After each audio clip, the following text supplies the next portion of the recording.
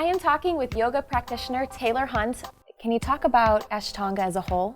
The Mysore style is, simply put, it's just individual teaching in a group setting. So when a person is new, they come in and they learn like a small set of postures. And then each day that they come back, we kind of build on that.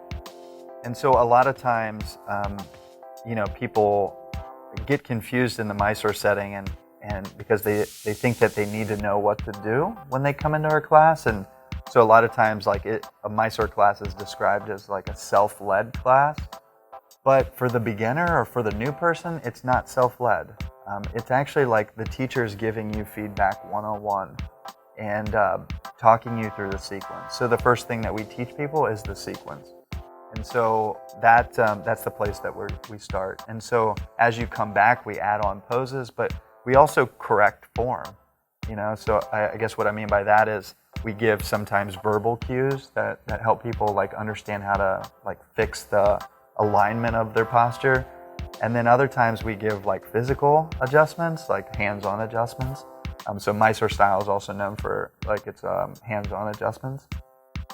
And other times like we show people how to do it as well. So like there'll be times where like if something doesn't make sense in words and it's not like translating into a hands-on adjustment, like I'll do it next to the person so that they can understand how to move forward. A lot of people get confused that it's just for advanced people, and that's just very far from the truth. I teach people at all experience levels. So then Mysore style falls under the Ashtanga umbrella tree, but what else is there with the Ashtanga yoga? Well, so Ashtanga yoga means 8-limbed path. And so what we do at our studio is really only one limb, maybe 2 limbs at the most. And so we start at the asana, which is the 3rd limb. And we do also pranayama, which is like the 4th limb of Ashtanga yoga. There's also 2 limbs before that, and then there's several after that as well. The method of Ashtanga yoga is really that there's 3 points of attention. And so one is like where your eyes look, which we call the drishti. And so like in every posture or every position that there's like a specific place of where your eyes are supposed to be. And this is done because nowadays like we're all pretty scattered. We're bombarded with our iPhones or TV screens or whatever it is. And so it's to help get the eyes focused. Because really all of the yoga practice is about the internal work, not necessarily the external. So you'll see as a teacher, like you'll see people like looking around the room, and it's my job to like get them to focus on like focusing their eyes, the drishti. So that's one point of attention. The second point of attention is really the asana, and so that is the posture in itself. So like in the primary series, which I would teach a new person, like what I was talking about, is like 60 poses. And so like there's a certain point of the practice that we're giving alignment cues and we're helping them figure out how to do those postures. So it's almost like the mind's eye is paying attention to what's happening in the body, which is another way that we can kind of focus internally as well.